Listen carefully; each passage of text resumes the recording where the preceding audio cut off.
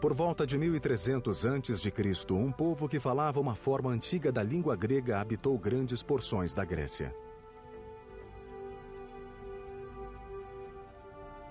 Eles eram conhecidos como micênios e durante anos suas guerras e escândalos, proezas e conquistas foram matéria-prima de lendas e estabeleceram os alicerces da civilização grega.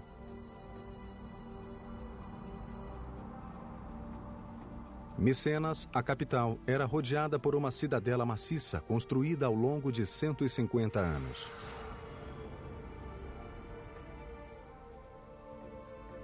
De acordo com o mito, nesta cidade os micênios foram liderados por um rei chamado Agamenon, cujas lutas épicas foram registradas pelo poeta Homero no século VIII a.C. em duas das narrativas mais famosas da história, a Ilíada e a Odisseia.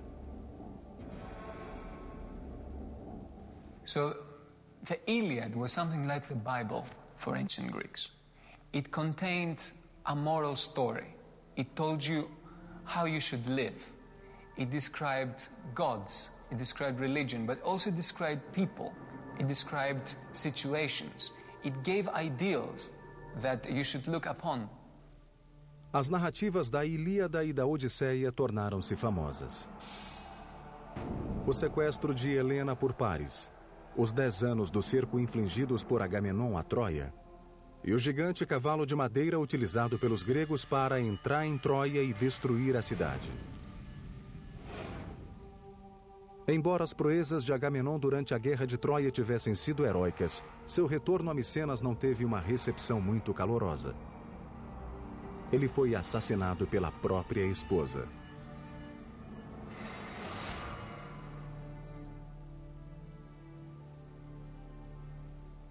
Scholars have debated for centuries whether or not Homer actually penned the Iliad and the Odyssey, or whether he just collected the folk tales of song, or whether he had anything to do with them at all. But if the ancient Greeks came back today, they'd scoff at this pithy harangue. Because of the ancient Greeks, Homer wasn't just some top 40s folk singer, nor was he the best-selling hack writer of some piece of pulp fiction. Homer was an historian. And these legends weren't the bedtime stories to be whispered to the kiddies before the oil lamps were blown out. These were accountable facts.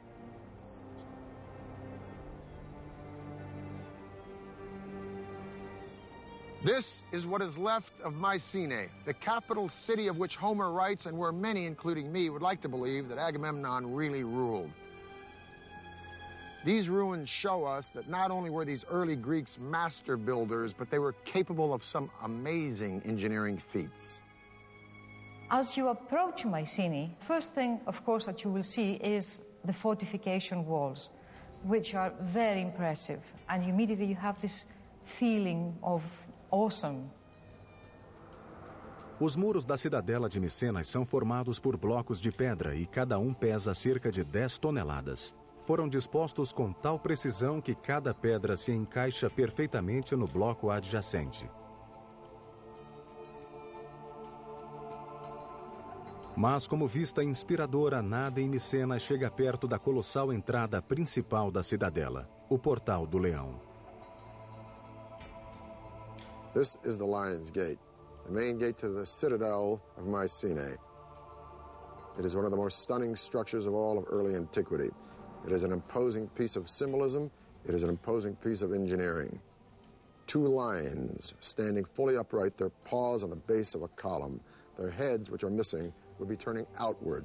Anybody approaching this gate would know that Mycenae stood for one thing: power. Structurally, the gate looks to be a standard engineering practice of post and lintel construction. These vertical elements here, these massive piers, are the posts supporting the lintel, the horizontal element, which weighs about 12 tons. But it is above the gate where the lions live that the engineers took it one step further. If you look at this triangle of indented stones right by the lions, it develops an element that we call the corbelled arch.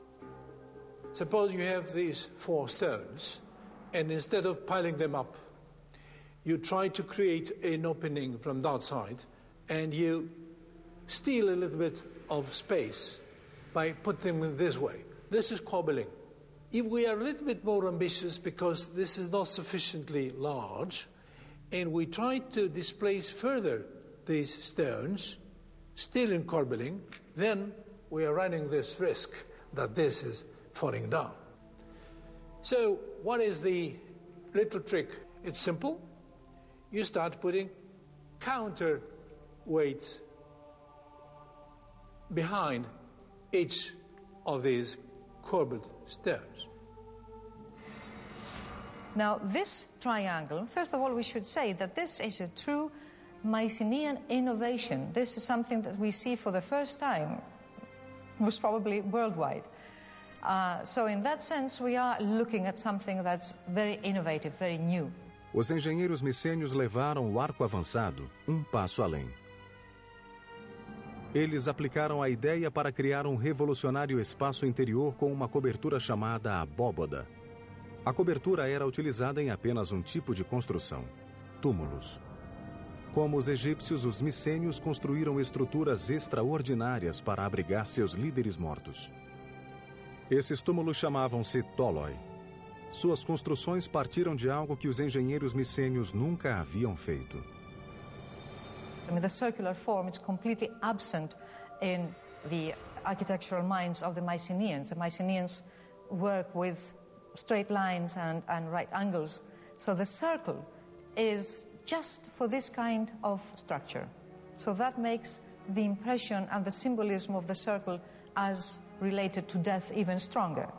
Construir tóloi era gigantesco empreendimento de engenharia. O primeiro passo era cavar a lateral de uma colina. So they dug this trench, and this trench would form the dromos, which means in Greek road or way. In this case, it's a walkway to the tomb, and it's flanked on each side by these beautiful almond stones set in lengthwise and edgewise. Now, 3,200 years ago, in 1200 BC, a visitor approaching would walk down this dromos, and then he would be confronted by an unbelievably magnificent and stunning sight, this massive doorway. The doorway would be flanked by two fantastic columns carved out of solid green marble with zigzag and spiral designs going all the way up. Each one of these massive stones is 2.5 feet tall, and there are 33 rings of these stones laid out in a conical shape. Now, each layer of stone is laid over the lower one in a sort of protruding fashion. That's what we mean by the core-build style. And then they're shaved down to make it all very smooth. In order for this structure to be stable, you need a constant pressure from outwards inwards, very much like a barrel where you need this band, this metallic band around to keep the rings together. This pressure comes from the addition of earth.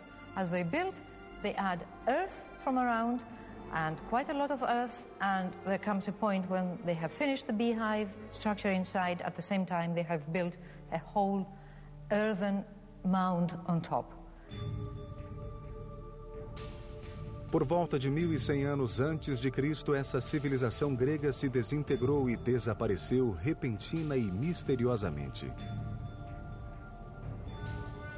There's lots of theories about that. I think the most dominant one is new tribes, new barbarian tribes came from the steppes, and they attacked the civilizations of Egypt, they attacked the civilization of Mesopotamia, causing disruption in the trade routes. That became their fall. Com a queda de Micenas, a Grécia entrou na Era das Trevas.